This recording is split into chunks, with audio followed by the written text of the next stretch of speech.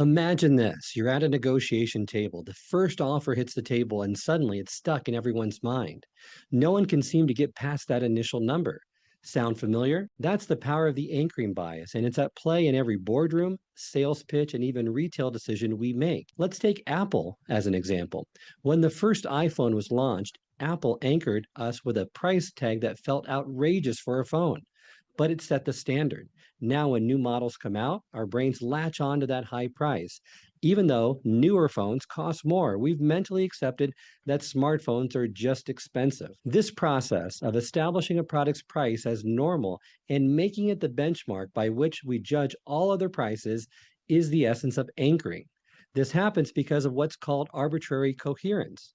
Although initial prices are arbitrary, once they're established in our minds, they become coherent. They shape not only what we're willing to pay now, but also in the future, setting our expectations and influencing related purchases. But anchoring doesn't just come from outside influences. Sometimes we set our own anchors through something called self-herding. This is when we repeat a decision based on our own past behavior, not based on actual preference or rational choice. So, say, for example, you've gone to Starbucks once and you enjoyed it. Next time you walk by Starbucks and think, hey, I liked it before, so it must be a good choice for me. So you go in again. Soon, this habit becomes automatic. You're just lining up behind your own past decisions.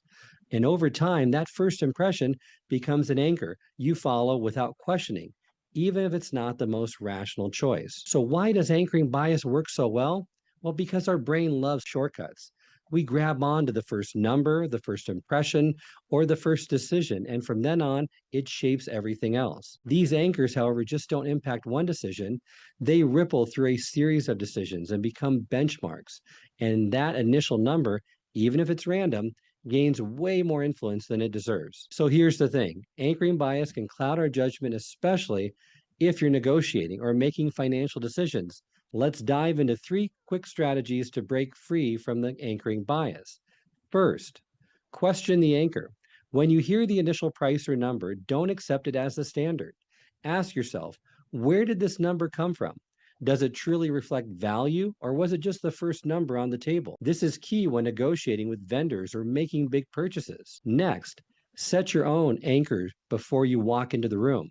Companies love to prime us with an anchor so they can control our perception, but you do the same. Have a realistic number or range in mind based on your research before you start comparing. That way, you don't fall into the trap of letting their anchor control your judgment. And finally, focus on objective comparisons.